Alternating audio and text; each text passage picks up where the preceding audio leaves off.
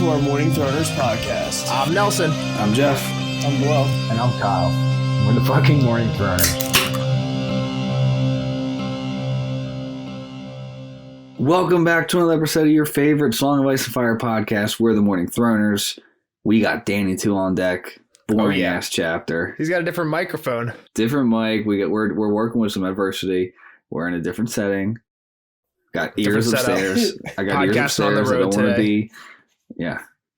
There used to be a really nice door leading up to the main floor, but somebody's dog broke it down. So it must have been a hell of a manly dog if it could just run through a door. Little bitch dog got scared. A little bit of cheering, but Kyle, what happened with this door? Hang on, I'm not gonna just go past. My parents have a Super Bowl party, and I invited Nelson because Nelson doesn't have friends. I don't even know if I got invited. I just came. And his dog Luke. You just show up with your 100-pound dog? Exactly. Yeah, and like there's people that are scared of dogs, don't like dogs, so like we tried to relegate Luke to the basement, and he was just like running upstairs into this like door that's like a bifold, so like it was very not sturdy to start with, and like Luke just headbutted it down a couple times. It was just like me, Swag, and like two other cats down. Me, Swag, Kenny, probably just like three. It was like 3 or 4. We had like the Sage, kids room. I think was down there. I was down there. We had like the kids room. Jeff was floating back and forth, but like everybody was upstairs, and there was the Eagles Super Bowl, so like they kept like yelling and getting excited. Everybody was popping off, and Luke just wanted to go see what was going on, and he did. Through a door. Which was funny. Just bring a giant dog. Crash the party. Literally. Yeah. Nah, he made it more fun. So everybody remembers that party now. It's honestly better without it. So Kyle, what'd you think? So did you I don't know that we get the whole way through the recap intro Song of Ice and Fire stuff? Last time on Daenerys, she was wandering through the fields with her weakened Khalasar, and they stumble upon some abandoned town that's very white because of the sandstone, I guess, or the sand hitting it. I don't know, whatever. And she sent 3 riders out in 3 different directions saying, go find me something. 2 guys come back with nothing. 3rd guy comes back with 3 people from Karth, Piat Pri, Zarozan, Zoxax, and Quaith. And then they're like, come see us in Karth. And that's where they are now. Yep. Now we're picking up with Danny too. She's getting the car. She's arriving right at the beginning of the chapter. I was saying last week's episode, I'm not a huge fan of this one. I think it's kind of boring. I mean, Karth's like a new interesting city. You're just not but like just Danny. You haven't been a big fan of Danny for a while. Just like she's so disconnected. I mean, this one, she gets a little bit of connection to the rest of what's going on, but she's so disconnected. It's just like, oh my God. We kind of have so much, like that was how I ended the last one, was saying that everything's popping off, right? And then you cut from that to this where there's like nothing happening. She's chilling and it's so far away. I mean, she's like, how far behind just in knowledge is she? You know, the fact that she doesn't even know. Yeah. Yeah. Time-wise, she's at least 6 months behind knowledge-wise. Yeah. But when is this timeline-wise? So timeline, this is pretty close to like when everything else is happening currently in Westeros. This is the same day Theon and Asha how do you know it's the same day? It's they're close to the same day. Moon cycles. Based on like how everything's happening. So the one timeline hint we get from this, we're kind of jumping a little bit to the end here, but the one timeline we get from this is the news that Danny receives is told from a person who said that he was in Old Town less than half a year ago. Based on my timeline, it was actually about 7 months. So a little bit over. Old Town? Where's Old Town's where the Maesters... South of Castle, like considerably south of Castle Rock, like in between Castle Rock. So it's on the other side, the west coast. Yeah. Okay. Yeah. So and this guy says, is it by the Greyjoys or no? Probably south, more south than the Greyjoys. I do have a map of everything, but I don't think Old Town actually made it to the map because it's mostly focused on Essos for this one. Gotcha. But yeah, she's like, this is just approximately around the same time. And the thing that I think what places in the timeline is he says that Robert's dead and Ned is captured. So like this guy, skip him right to that. I'm just saying, like based on time, that's what puts it in the timeline. Yeah. This guy, like that gives us a pretty good timeline. Ned's not dead yet. And then you can place that about 6 months ago, and then that tells us about where we are now, which puts us around the current timeline for everybody else, which is like kind of how we're getting that, right? I'm saying it's the exact same day. That's what like this crowdsourced timeline. If you just Google Song of Ice and Fire timeline, you'll find like a Google, what's it called? Like a Google Docs thing, like where everyone can contribute. You can like I haven't done it. Or you can just fuck over everybody else's work. Well, you can do. I think you have to do an application to be allowed to edit it. And I thought about doing that because I think there's one or two things that we've found through this podcast that they have wrong on there. But just it's like that's not huge. They're pretty good for the most part. And we forget what they are already anyway. So yeah, I know the one. I know it.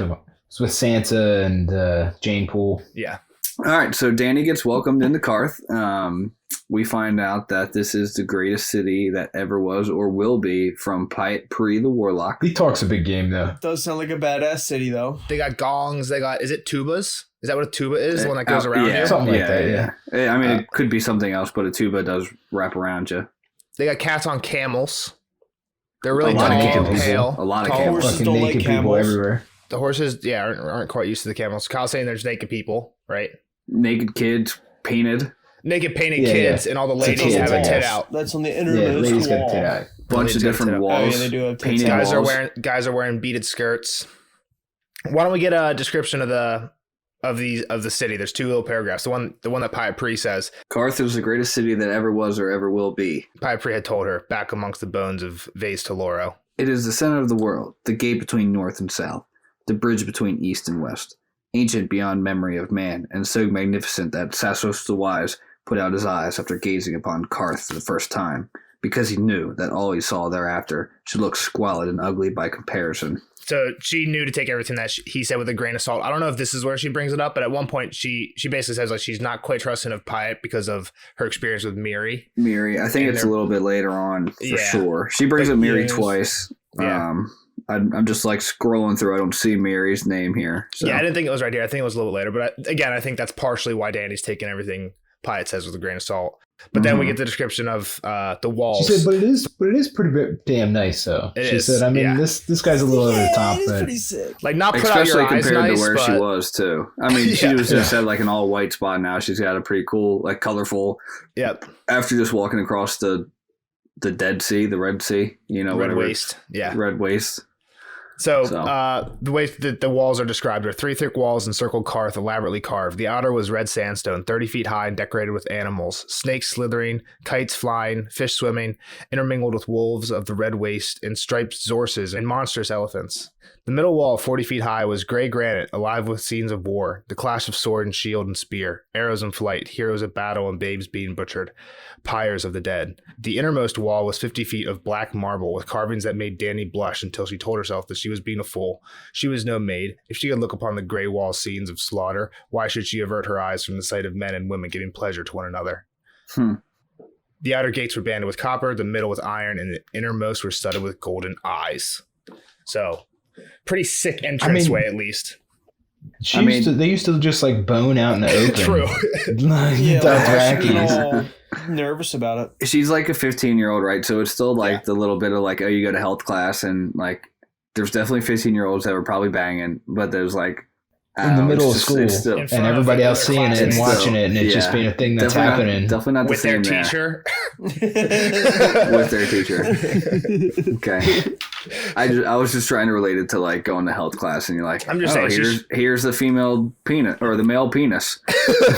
female penis. Yeah, but the college part, Dany is a little bit more sexually exposed than most 15-year-olds, probably at any like in medieval times or nowadays, right? Regardless. She's been through some shit. She's riding it on. She's definitely not used to seeing it on the walls of the castle, though. Yeah. This is Dany's first porn that's not live. I remember my first Playboy. Was it on the walls of the castle? Yep. It's on my dad's bedroom so wall. as she's walking through, she just not walking, Jeff, riding. As she's riding on her silver, which is a little bit different than the show. I don't know. We kind of hit on a difference from the show. Last we try time. to avoid lingering on too much because we can get into spoiler stuff. But you said it. Silver dies. You opened the door last time. Silver dies in the Red Waste. I'm not even worried about Silver. There's a big difference between her arriving to Karth here than there. Oh yeah, there's like a big the handmaidens, right? I don't know what you mean. I thought like Jiqui died or something. You said we might have said something about Jiqui, but like in the show again, you haven't seen this far, but there's a big confrontation at the gates. They don't welcome her. Okay, like, she's not like, arms. oh yeah, come on in. But then the Exara, who here is like, hey, like you can come into my house. Like that is very similar, but that like relationship is basically the there's same. a guy that's like, no, fuck you, we're not letting you in. Like, and the stay out relationship here with and Pyatt's die. the same. But yeah, like basically, so Zaro is a member of the 13. He kind of explains it. He like touches on it here or there. There's an organization called the 13. He's one of them. That's basically all we get in the show. There's basically like 13 nobles out there, and none of them like Danny except for him. And he like basically like cuts his hand and like vows for her. Like, Okay. it doesn't matter at all for the books, but yeah, it's just weird. She's not welcomed openly. Yeah, I mean, this seemed like Screw the nobody show, cared. It's books or nothing. It doesn't make sense either. She's just like a rebel. Like, why the fuck are they just letting her in? Yeah, Except I was thinking that the whole time. Kind of, it's like, why? Except do she has. people I mean, love we her know so why. much? We know It's just we the do know why. dragons, but it's still it's yeah. It's like, still just weird. take them. As she wrote in, she noticed that everyone looked like a lord and a lady, like everybody. I They're all guess fancy. except There's no there's poverty. probably like some slaves, right? Like slaves were mentioned at Zoro's palace. When everything's made out of gold and gems, who's getting where the gold and gems coming from? You know what I mean? From the slaves. I guess? Somebody's mining them. Somebody's getting them. Yeah. They're either paying for that with something or. Well, she also said that it was very curated where she was taken, probably. Yeah, she sends one of her blood riders off to go like see what's actually going on here later on. Mm-hmm. Give me the deets. Tell me about the slums. Yeah, and kind of in contrast to the boringness, like you were saying earlier, all the houses are like colorful, like rose and umber and violet. I don't even know what the fuck umber is. It's a house, the color from that. it's a house in the north. Yeah. I mean, it does kind of feel like that way. Like they sucked all the color out of the world just for Karth to have it. Yeah. There's fancy jeweled arches of snakes fucking, whatever that looks like. And Yeah. I didn't understand why they were all snakes so. intertwined. No, they were banging. It So said. they have It said like they were snakes mating. banging look like they're intertwined. just twist it up. Gotcha. Interesting. I study snakes banging. Nice. Okay. Came in handy. Good job. I don't know if we should even believe her or not. No, I saw a video once. What I don't understand though is why these people are all so white either though. Like they're in the middle of the desert. Like Inside. powder, maybe? Would you say? That's like an Asian. That's like an Maybe Asian they thing. powder Like you want to themselves. stay paler. It's like what you don't want to be Yeah. tan. You want to be paler. It's like a sign of Well, more of attraction. Yeah, like better attractiveness. that's how the 1700s were. It's like, yeah, you didn't work out in the fields. You were fucking rich. Exactly. Like it's a sign that you don't. And have if to be you were outside. fat, you ate more than everybody else. Exactly. That was a sign of attraction too. I wish that was still a thing. All right, so Exorzon rides up on his camel, spooks the horses again. Zaro, let's get this name. Zaro, Zoan, Duxus. I Kind of don't like what that. you eat at a Chinese restaurant. Zaro. I'm just gonna call him Duxus. Zaro from now on. I'll never say his full name again. But they But mention he his greets full name Danny. every fucking time they talk about this guy. Zaro, Zoan, Duxus. I know, it's yeah. so annoying, dude. He basically tells Danny, "You can have whatever you want here." Like, Yeah, you we're want it, gonna- you tell we're me, gonna I'll hook you get up. it. I'll make it happen. Yeah. It's like whatever you want, we can make it happen. Because they're walking through a market, I think, at that point. Yeah. And Pai Pri comes up on the other side. I think they're both on camels, right? Mm. It sounds like that's their form of transportation. I think Their saddles everybody, and stuff, yeah. Everyone's in it. Makes sense in the desert. Yep.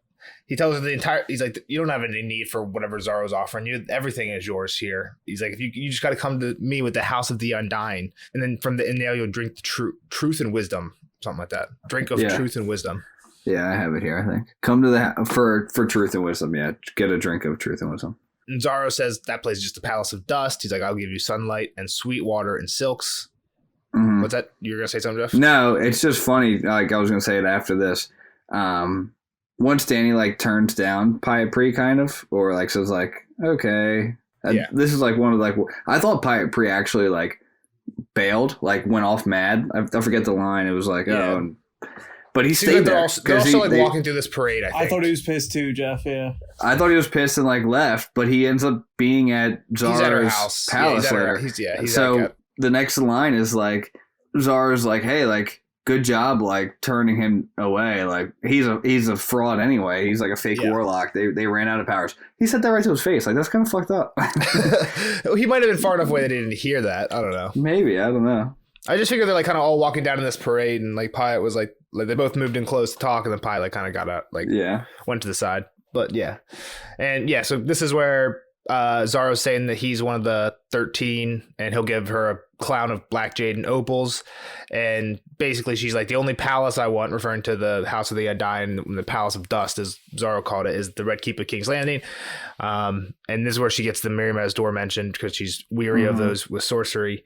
And she's like, and if you would give me any rewards, give me ships and people to fight, and basically what I need to go get that back, not a crown. They'll just look good. And that's when he says she's wise for her years. He tells her it's wise for staying away from the warlocks, I think, because he says a warlock's house is built of bones and lies. Mm-hmm. What do you think of the warlocks, Kyle? Of Pypri, I guess, is the only warlock. And that any gifts he gives her will turn to dust in her hand. Yeah, we're jumping a little bit ahead. We see Pi a little bit more, but any early thoughts on this guy?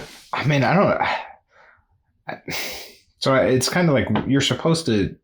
I feel like it was written that you're supposed to feel the same way she does. Obviously, a little sus. Yeah. It's like he definitely is weird.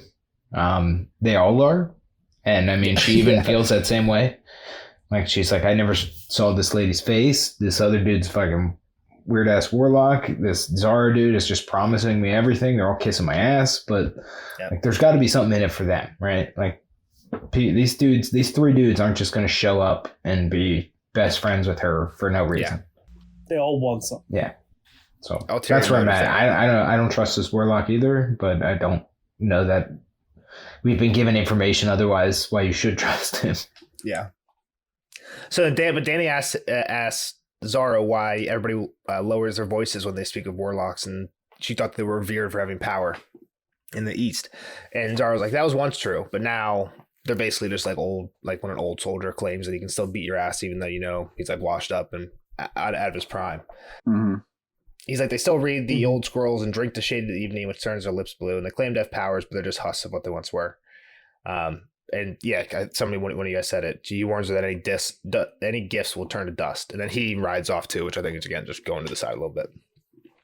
Yeah. And Jorah comes up. And Jorah's just not taking any of it. Yeah, Jorah says, yeah, fuck them both, pretty much. He said, I wouldn't trust either of them. Like, yep. Like pot calling the kettle, crow calling the raven black, like, exactly. Yeah. I'm going to start using that. That's pretty good. She's like, I understand that I shouldn't trust them, but I need them right now. I need people like on my side. I don't care who they are.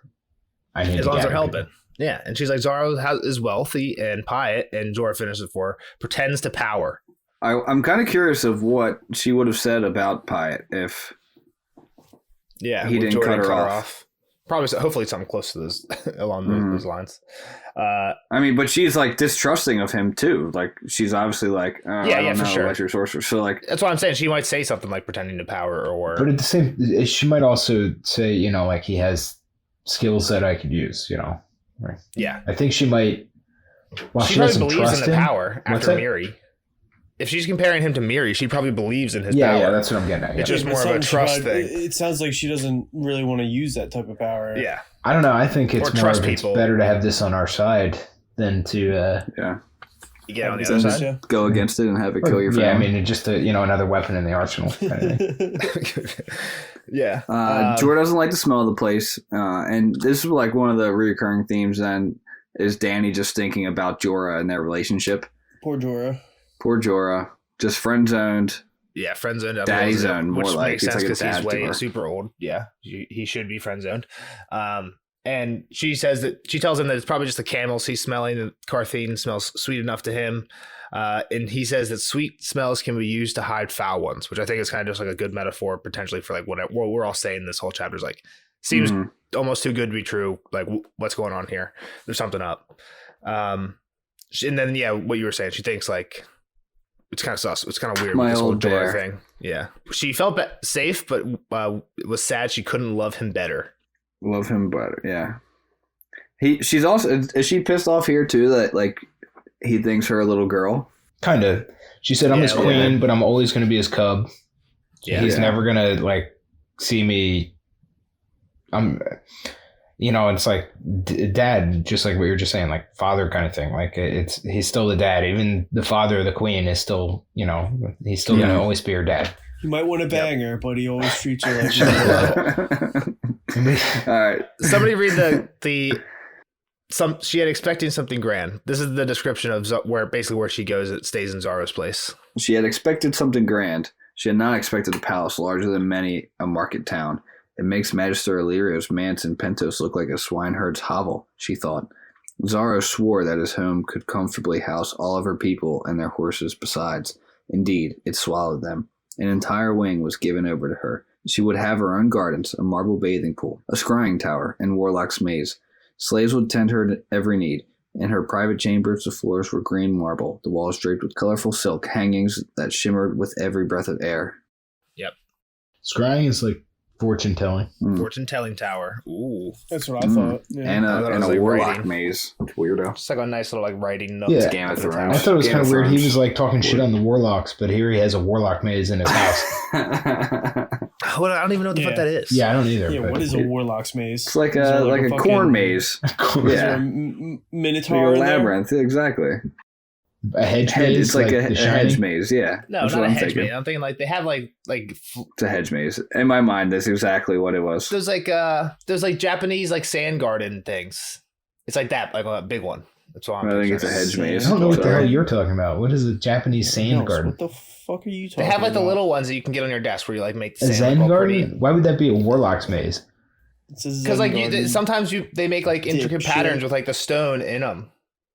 I Like don't the think whole so. shape I of think the it's a garden, hedge- I think I is think it's a designed hedge with maze. stones. I I'll think try it's and a find hedge pictures maze. what I'm talking Look about. up Put a- it in. look up a I know what Warlock you're maze. talking about. You like rake the Yeah. sand into different patterns, but how is it There a was like maze one at in our all? town. There's like one where I grew up, and we all call it the labyrinth. Wow. It's your I think it's a hedge maze. I'm gonna stand on that tower, on that hill. I don't know if it matters. All right, it doesn't matter. So Zara gives her a whole wing, which is pretty sweet. And tomorrow, the whole 13 will feast and pay her homage. Yep. And she thinks they just want to look at her dragons. they keep talking about all these other people, but we haven't seen any of them yet. And I think that's kind of weird too. Like it kind of goes back to what you guys were talking about, where like the 13 showed up at the gate in the show, but in here, like where are the 13? Who are these? The Undying or whatever? Like these people claim to be parts of these groups, but the group is nowhere to be found. Is Pied Prey not in the 13 notes? I don't think No. so. He's in the Undying or whatever. And Yeah. He's in the Undying or whatever. Yeah. I thought he was part of it, but I truly don't know. I couldn't name any of the other ones. Yeah. But Kyle's a point. Theoretically, we'll see them in the next Danny chapter in another 20 chapters. But so they're supposed to visit her the next day. When it's just long enough for you to forget all about them. Exactly what happened. Yeah. Exactly. Well, that was kind of I could have used a recap going into this one because this is Danny 2. Mm-hmm. Yeah, two. We've only had one. Danny's storyline ended on a big high note at the end of the last book, and then just complete duds so far in this one. But a little highlight. We're about to get to a little highlight. Daenerys chapters coming up. Holy shit! So Piet was still there. Gives her a gift of like lotion. Yeah, ointment or something. Ointment that's you'll gonna be able let to her see the spirits. Spirits in the air. Yeah. Drugs.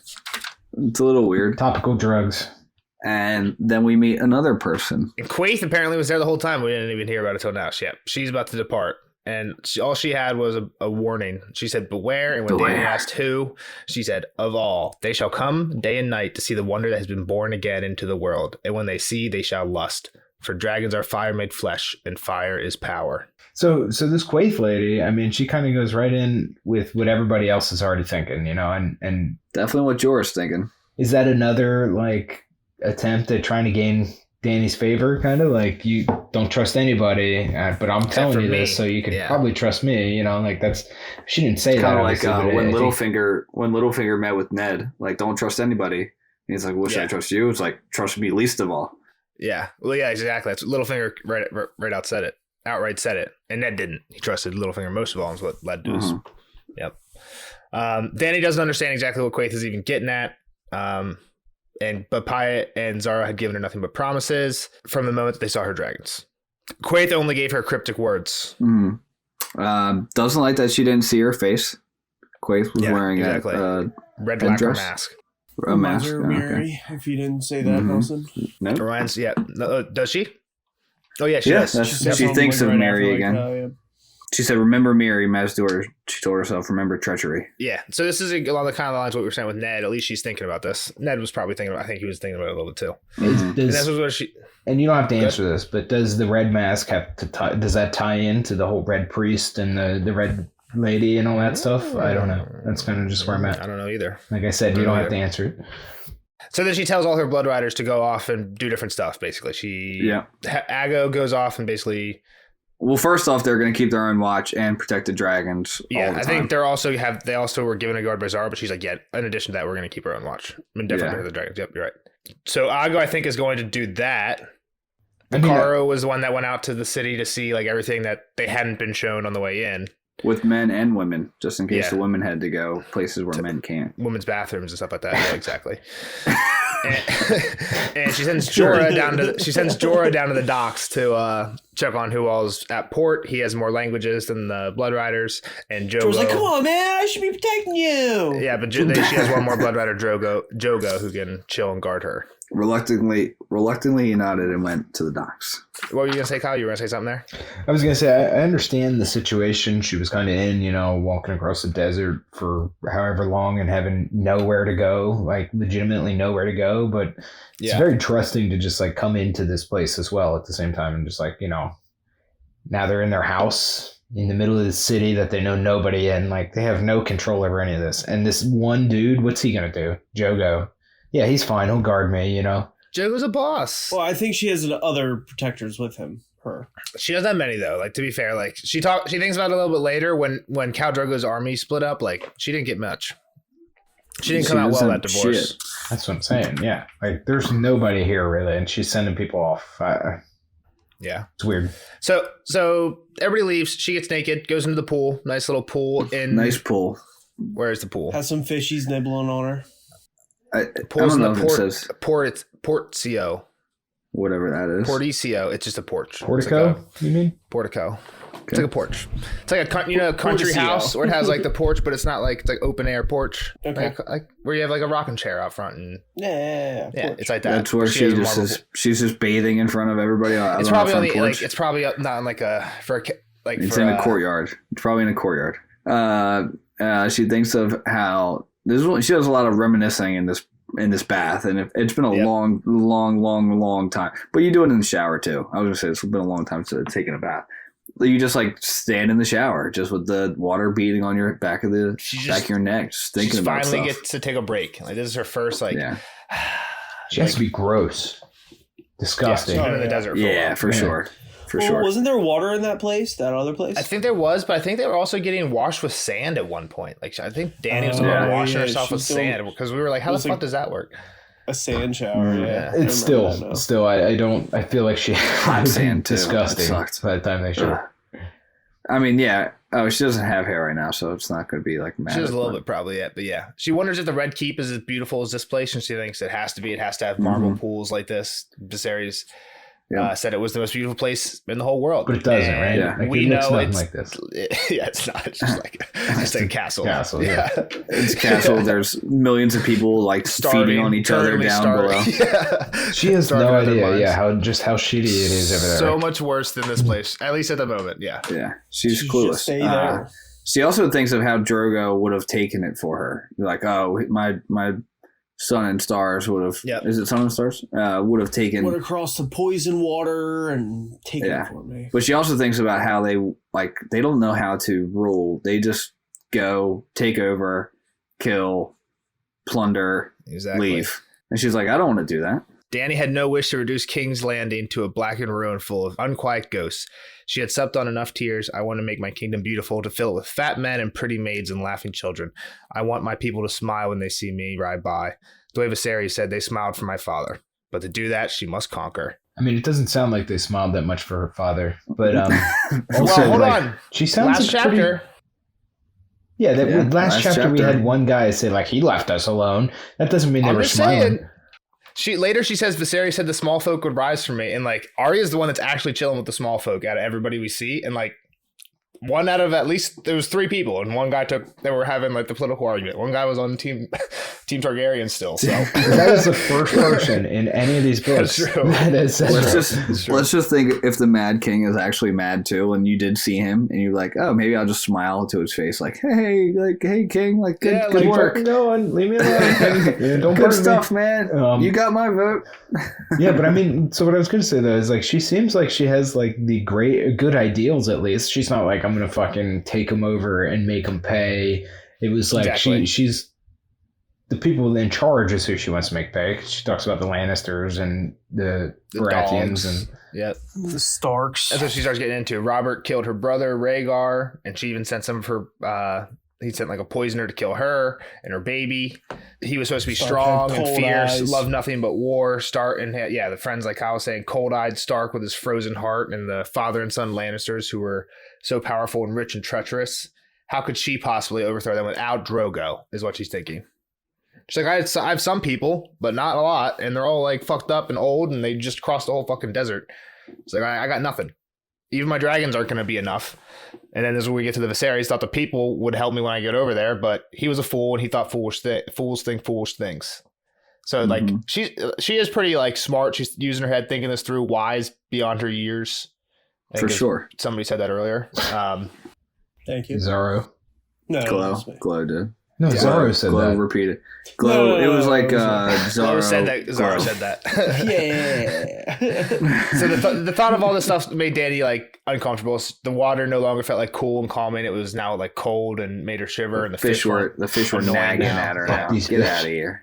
So she calls for Irri and Jeekwe. They come dry her off. As she does, she says she thinks of Pyatt, Zorro, and Quaithe, or she says she thinks of the three, right? I assume that's who she's talking about, but she doesn't really actually say anything of them right away. And she thinks that the comet had led here for a reason, and if she needed this, basically she's thinking she needs the strength to accept the gifts and the wisdom to avoid the treachery tricks. And if the gods let her here, they should give her a sign. If they don't give her a sign, then she doesn't know what to do. And then bang, here comes her sign right through the door. Jorah's here with this new dude. That's not. I mean that was there was a time break in there. Not really, right? She says, and if not.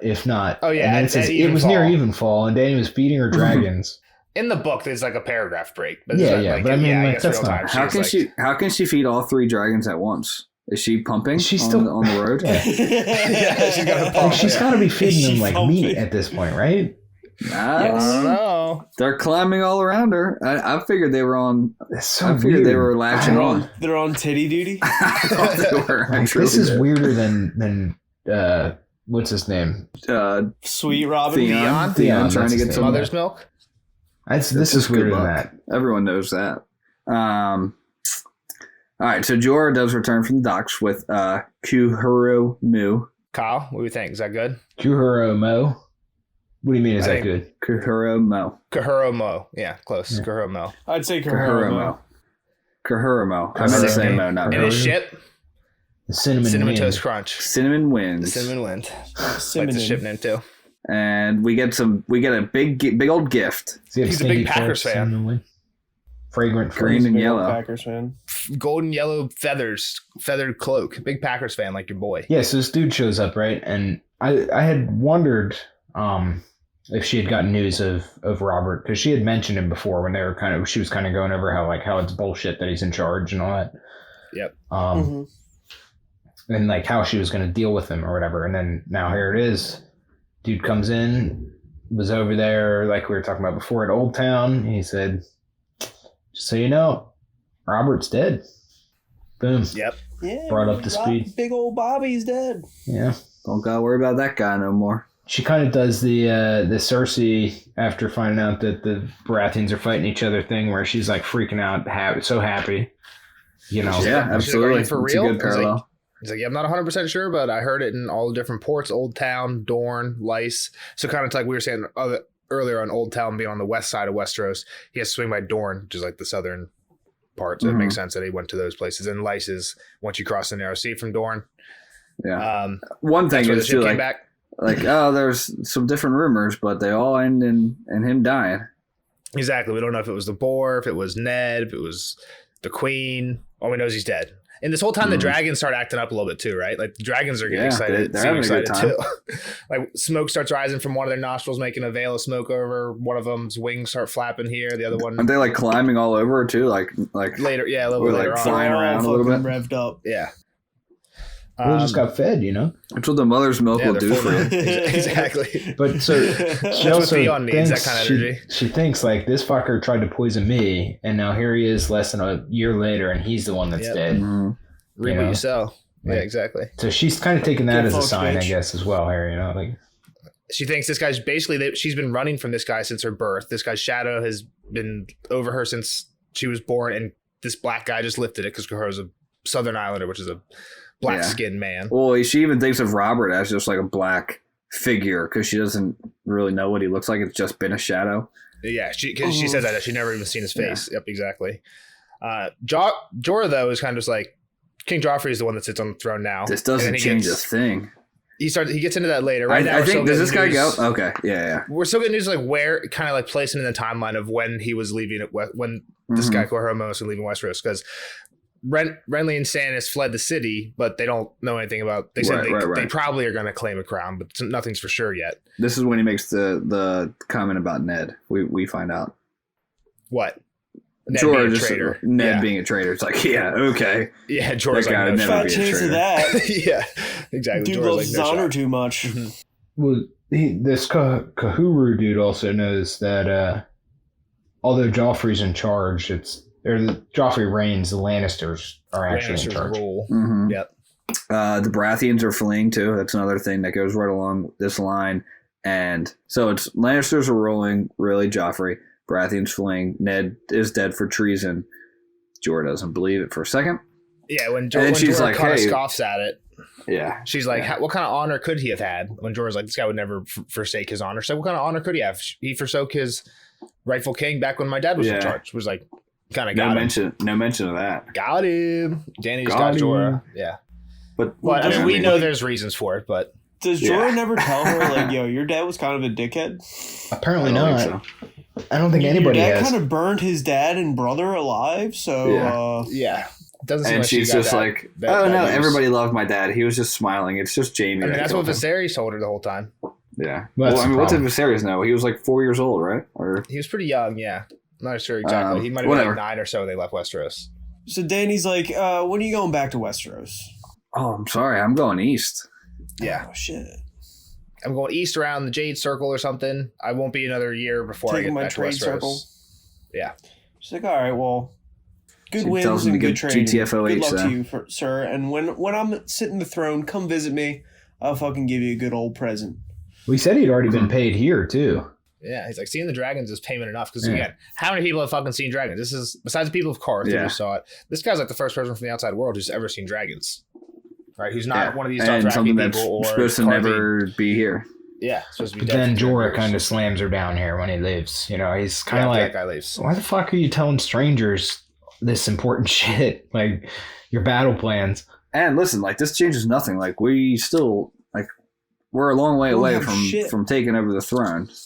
Yeah, but his she son's doesn't think so. In his place. Yeah. She's kind of right in the matter. Like, hey, we're actually in better position now. Like, all the lords are fighting each other. Definitely a better position. The kingdom's not united.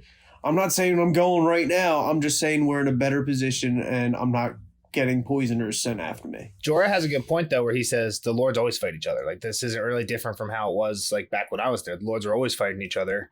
If you tell me who's winning, or tell me who's like, tell me who won, and I'll tell you what it means. Basically, like, doesn't really mean anything. I think it's different too. We know, like, we've seen it. Like, Westeros is in shambles. Yeah, parts of it is. In shambles she doesn't know how bad it is. Parts of it's burning. Plus, even this news is still 6 months before. Like, if we would have asked about 6 months ago, like, is this a good time? Like, in Westeros, we don't think it's not as bad 6 months ago. There's no war yet. Like, Robb hasn't left Winterfell yet. Ned's not dead. Just imagine if Dany would choose, like, all right, let's go attack now.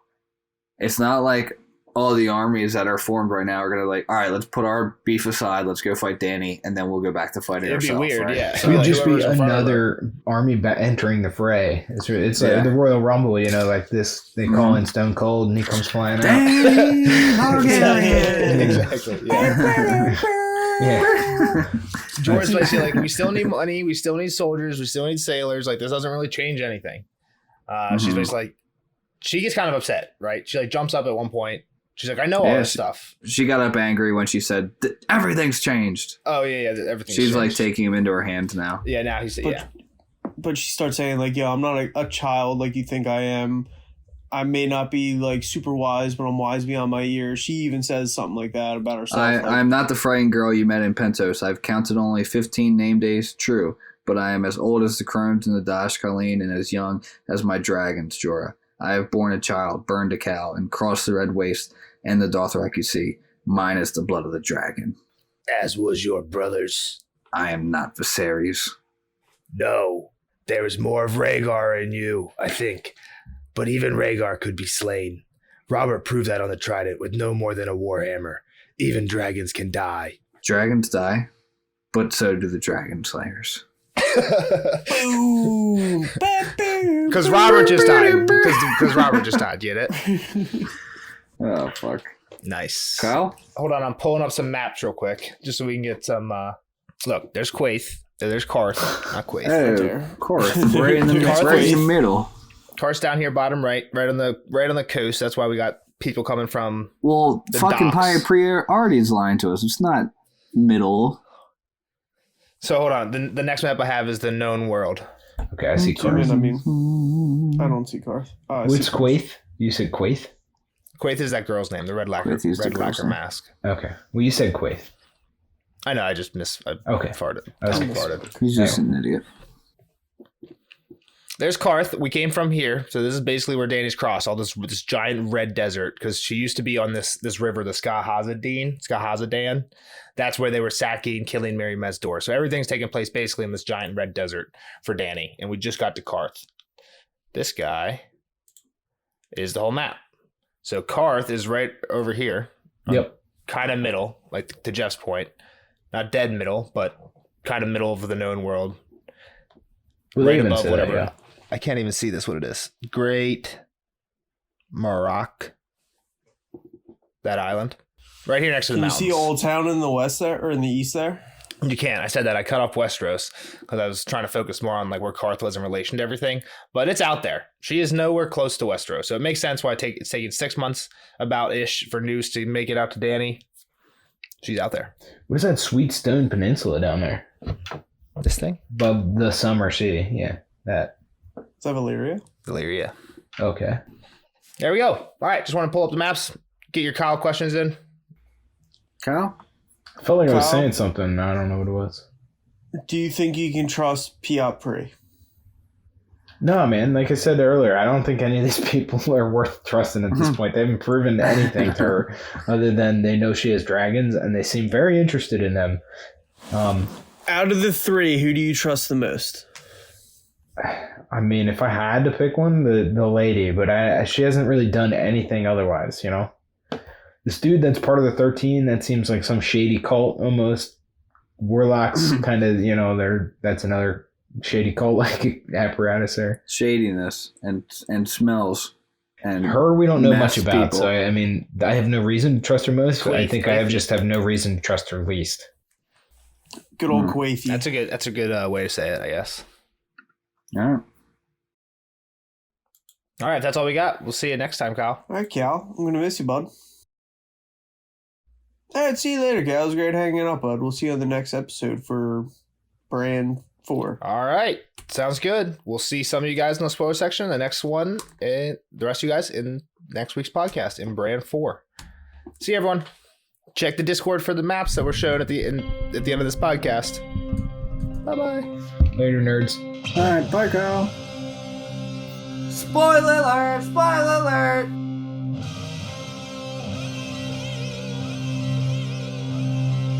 Spoiler alert! Spoiler alert! See you later, Cal. It was great hanging out, bud. We'll see you on the next episode for Brand 5.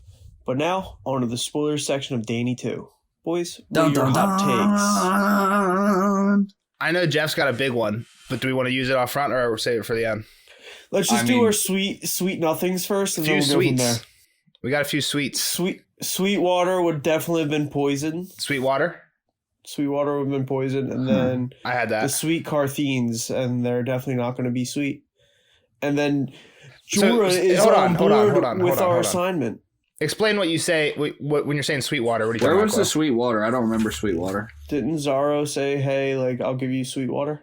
Yeah, he's like, "I'll give you sun." He's like, "Why would you need the Palace of Dust and Bones when I can give you sunlight and sweet water and silks or something like that?" Maybe it was wine. I mean, he's not going to poison her, but he's just going to he's not going to poison her. Sweet water. I think of wine. Lies. Just lies.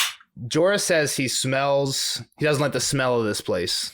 Yeah, I didn't want to go too far into it because I didn't want Kyle to think about it. But. Yeah. right after that, you said like that brings something up, but you were on a different topic. I forget. I thought you were going to maybe bring this up. There's just a lot of people smelling weird stuff lately. Like this one actually makes sense. You could smell a city, but it doesn't seem to actually smell bad. We smelled the Lannisters. They talked about smelling fear last chapter. Smells fear, and then Tywin when at Craster's Keep was smelling cold. It's got a cold smell to him. Talking about Craster, and Tywin's about to say it smells cold again when next John chapter when they get to the First Men. I just thought it was weird. There's a lot of weird people smelling stuff you can't smell. You can't smell fear. You can't smell cold. You can't you can probably smell Karth, but it's not really what Jorah means when he says that, right? I don't know if it meant anything. I just kind of noticed it. Funky. It smells something smelly. Back into it, we probably could have said this one with Kyle. He likes the whole Dany Arya parallel. Again, we had their heads getting shaved. Yeah. Last Arya chapter, she goes into a new Lily walking through the gates of the castle. Marching to it. And I think did we say that? We kind of last week's episode we were like, hey, we make this parallel. Maybe it was in the spoilers. I think Kyle brought up the two Dany Arya parallels in the last chapter. I forget what they were exactly, but I think he brought up it was them traveling to a city. He brought up the other one. I think. No, I'm talking about. We talked about the hair getting cut. We talked about the hair getting cut last week, and we talked about the march. But I thought Kyle brought something else up. I don't know if Kyle. It wasn't the castles because Kyle hadn't read this one yet, but I thought he brought something up. Maybe it was like the young girls going through like really tragic times. Yeah, maybe. Or who would travel? I think we maybe got on it because we were talking about who had traveled the most distance, and we were talking about Arya versus Dany. Tyrion was in there too, but I don't know. Whatever. All right. Next, any other sweets? The smell of Karth, they was sweet enough to Dany's nose. When Jorah says, "I don't like the smell of this place," she says, "You're probably just smelling camels. The smell of the Karth is sweet enough to my nose," or something. Yeah. Well, the biggest sweet line was sweet smells are sometimes used to cover foul ones. Yeah. And that's if there's one guy we know that always smells sweet, it's Varys. Well, this is kind of like the entire thing that we've been saying was sweet the entire podcast. Exactly. But Varys is always sweet smelling. Yeah, right? But it's kind of what it's unless he's in his garb where he's not. Then he's a smelly person. But yeah, but then that's when he's lying. That's when he's all dressed up and character. But he's not lying to Tyrion though. Yeah, it's normally when he's shooting. Or Ned. I feel like Ned too. Yeah. So the one, Dany had no wish to reduce King's Landing to a blackened ruin of unquiet ghosts. We've all seen season 8. That's a big one. That's exactly what Dany Kyle, does. I'm surprised Kyle didn't say that because he did see season 8. I don't think he saw all of season 8. I don't know if he saw all of season 8 either. That's why I didn't say anything. Yeah. I think he saw the battle for Winterfell, but I don't know if he saw anything after that. Oh, he stopped watching after that. Do it. Yeah. But she said that in the show too, and then she did it. So they kind of forgot. They kind of forgot that. About breaking the wheel in the show. Glow, anything else?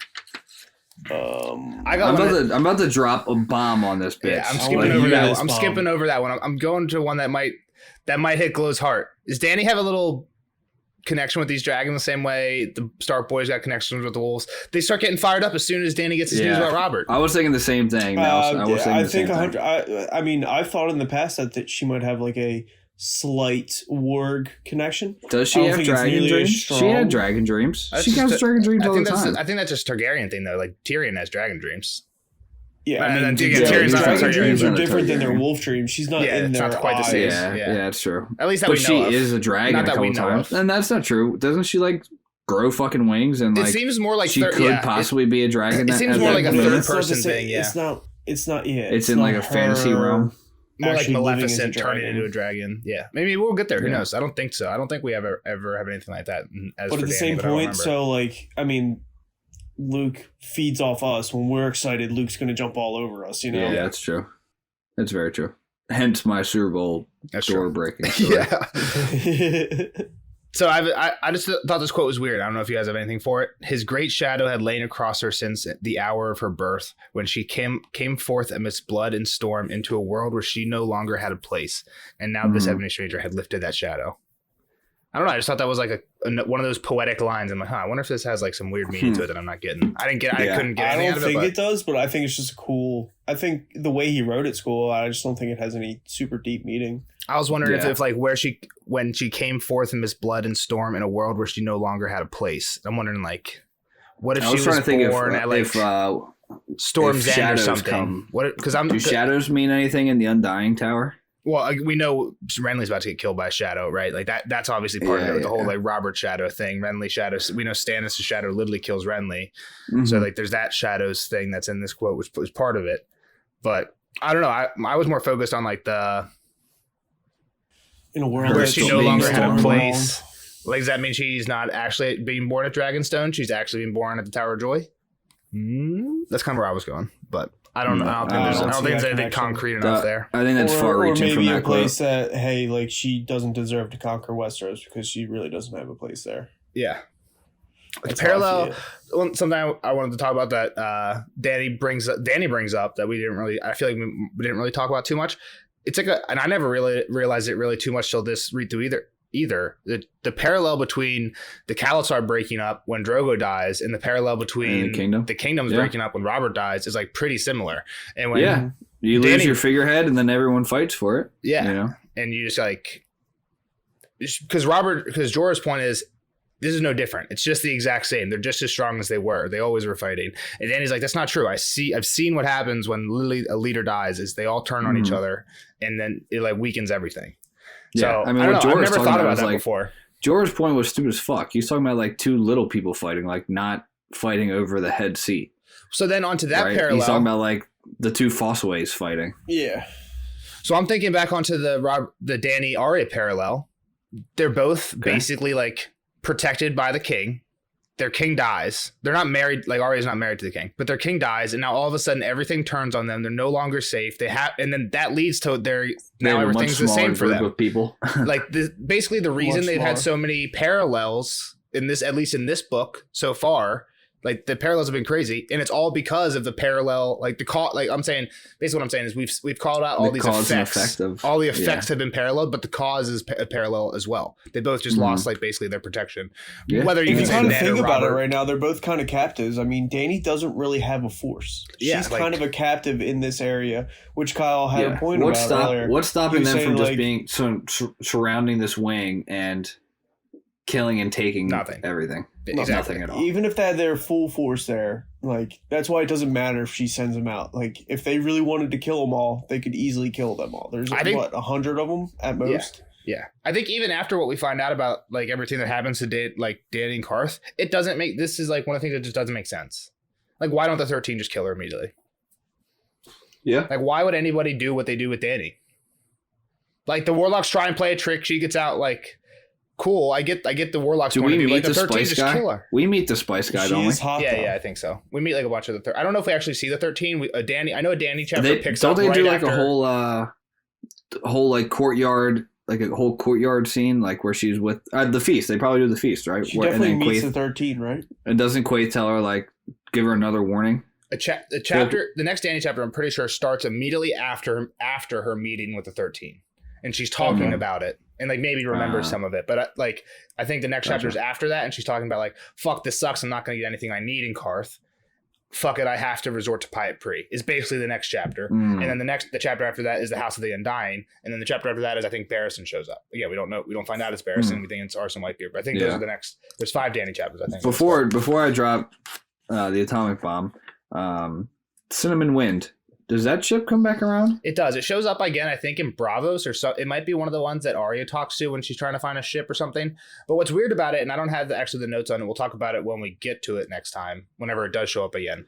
But like a year from now, they say they won't be in Westeros for a year, and like they show up in Westeros in like 4 months, which is like suspicious. Like, is this person lying to Dany here? Like, is he actually going east? Like when I showed that giant map, you can take a look at the map in the Discord. Like the Jade Sea is the other, like basically. It's east of Karth. So it's the opposite side of Westeros. That's what this guy's claiming, that he's going to go sell a bunch of, like, do trading there for about a year before he goes back to Westeros. But I think we see him with Arya or somebody in like 5 or 6 months in like Bravos or something. Well, does the Cinnamon Wind take her to Bravos? Because doesn't she go to Bravos in book 4? So that could be a while away. I think it's like suspicious, and we find out like, I forget. I don't remember exactly, but I think we might find like when the Cinnamon Wind shows up, it might be like, oh, Littlefinger sent me. Again, I don't think it's Littlefinger. I don't remember who it is, but it might be like somebody sent me. Like Kahora Mo sees somebody else and was like, oh, I came from here. Like, and it's like, wait, why would you come from there? You work like I think there's suspicions that Kahora Mo's working for somebody potentially. right? I think is where we're getting at, is where the theory leads. Again, I don't remember enough about it. I wasn't thinking of Bravos when I thought it was when Tyrion gets captured around here. Like, I thought maybe the Cinnamon Wind never actually left in. No, I think we see him like with Sam or something in Bravo. If it's Sam, it would be too long from now. But I think we see like the ship again relatively soon. Maybe Theon sees it somewhere or something. I'm not sure. It's just like, why would they tell us the ship? Like, if it didn't matter, because I knew it came back. Like, it was too familiar of a name that it wasn't going to be mentioned again. But I only have one more thing before we get to Jeff's big one. There's I feel like we've talked about religion a little bit in the past few chapters, and I don't know enough about religion. I'm not super religious myself. We talked about that. There's a lot of Christ parallels with Dany, right? The North Star, mother. The comet. I mean, she's not a virgin. She's not a virgin. There's the star proclaimed Jesus' birth, and then we have this comet that's heralding Dany's new beginning. They both have like the whole like rebirth thing where, I mean, Dany's not quite rebirth. She walks into fire. Dany definitely has a Messiah complex, whether that's with like a Jesus parallel or not, but she thinks she starts to think that she's like the chosen one. And I know people, I tried to look some stuff up and I couldn't find anything about it before the podcast. I think people make like parallels to like Quaithe, Zaro, and Pyatt being the three wise men, like find Dany in the desert and bring her like, Ooh, yeah, I gotcha. Again, I don't know. I don't know enough about Did you, religious texts and stuff. Anything about this? No, not really. Or you're just pulling. This is stuff I've read. Like, I've read some theories about it, but again, I'm not well read enough in the Bible to know to like be able to pick up the theories. I'm reading the Bible right now. The Bible now. That's not why I'm reading the Bible now, but I am reading the Bible right now. Hopefully, some of that stuff will be able to become more clear to me. But if anybody knows about that stuff, let us know, because I think that's interesting. Like the whole. Any Dany Jesus connection is kind of similar. We'll have to get Dany a gift call or a guest call. We're talking Dany, your girlfriend Dany, who has read the Bible and does read the Bible a lot. Yes. Yeah. Yes. All right, Jeff, that's the last thing I had. You want to go for the... I need a drum roll. Give me a drum roll. Outside her walls, dusk was settling over Karth, but a sun had risen in Dany's heart. What's it called when a sun rises, Glow? A dawn. And how's dawn made? Stabbing Nisa in the heart. And a sun just rose in Dany's heart. Jeff thinks Dany's Nisa because dawn in the heart. Dan has a dawn in her heart right now. She has Nisa. So Jon Snow has got to kill Dany. Yep. That just means that my girl dies. I forget her name. Val dies. Why? That means Val's not Nisa. Val can be Jon's love interest. No, Jon has to have 3 women that tempers him, you know? First one's going to be redhead bitch. I can't think of her name right now. Ygritte. Come on, girl. Ygritte. Second one's going to be Val, and the third one's going to be fucking Dany, and he's got to stab her in the heart. I'm fucking pissed. Yeah. So wait, I'm okay with... What? The second one's a lion. He tempers it with... Isn't he temper it with water? Cersei. And then a lion, and then... Cersei. Kill Cersei. So it's not people he loves, it's like tyrants. He kills tyrants. Say Jon kills Cersei, kills whoever's doing bad shit in the north. Water, right? He uses it to temper water. Ice. We have literally ice zombies. He kills a guy, kills the ice zombie, turns him into water. Kills Cersei, kills Dany. He just has to be tempered 3 times. Jeff, the first time is going to be with Ygritte. Second time is going to be with Val. Third time is going to be with Dany. Dany being... Nisa. I mean, it just said it. Like, it truly did. That's a good catch. And you guys just read over it. When you FaceTimed that to me, I was like, oh, I would have caught that. I haven't gotten that far in my notes yet, but I don't know if I would have. That's a tricky one. Yeah, it's a tough one. Well, that's because they used sun. There was a sun rising. They didn't use dawn. Straws there, dude. I don't know. I think that's a good shot. Yeah, literally. I mean, most likely Dany is Nisa. Heart. Dany. Yeah, definitely let us know what you guys think of that theory in the Discord. I'm a big fan of that. It's not a theory. It's a fact. I just proved it. Jeff proved it. We've done enough proofs in our college days to know what you put a little triangle at the bottom of that one. Dany's Nisa. Triangle. Complete. I mean, it has to be. There has to be a million videos about that line. No? I don't think so. Know. I've never read anything about that. I mean... Let's type it up real quick. But that's a good one. Tis a good one. I mean, come on, guys. I'm just like, holy shit. I'm just reading between the lines nowadays. Anything else? I don't see much on it. Wow, we're about to be famous right now. This is where we get our leather jackets from. This. Should I make a YouTube video just about this theory? I mean, you need to give me credit. So what's it going to be? 5 minutes long? Yeah, it does not be long. Well, you got to do the history of Nisa Nisa, the quote, Dany. If Dany is Nisa Nisa, I'm on board with Jon being a Dane because he has to wield Dawn. Why can't she be a Dane? Maybe she's a Dane. Maybe Rhaegar banged Ashara Dane. I think what's his name? And Lyanna. I think Azor Ahai is a Dane because he wields Dawn. Whoever Azor Ahai is a Dane. Whether that's Dany, Jon, or Tyrion. Well, someone's stabbing Dawn into Dany's chest. But it would make sense if Jon is Targaryen and Stark, because he would be the Song of Ice and Fire. Yeah. And, Sam's the one writing the book about a Song of Ice and Fire, and he would make the book predicated on Jon. Yeah, I don't know. I'm not finding much at least on that quote. There's definitely theories that Dany's Nisa Nisa, but I don't know if I'm sure this quote has probably been brought up as defense of some of them, but nothing that like a quick Google of just that quote's popping up.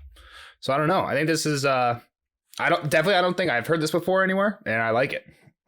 I like it a lot. Yeah, I read whatever Reddit pages or whatever you want to call them about Dany being Nisa Nisa, and I'd never seen this quote brought up. Well, they're fucking up because this is slap in the face. Or Jeff's just that smart. I'm just smarter than most people. Yeah. I have a big brain. I got a big brain. That's why you'll always be one step ahead of us. Yeah. All right, we won't go on any longer than we need to. Next one's Bran 4. Bran starts getting some magic-y stuff. And we'll see you guys in the next one. Join the Discord. Let us know what you think of the spoiler stuff. If you do join the Discord, make sure you message me, and I'll add you to the spoiler channel so that we're not talking about any of these spoilers in the chat so Kyle can see. All right, boys. Thanks for listening. Everyone. We'll see you in the next one. Fire and blood.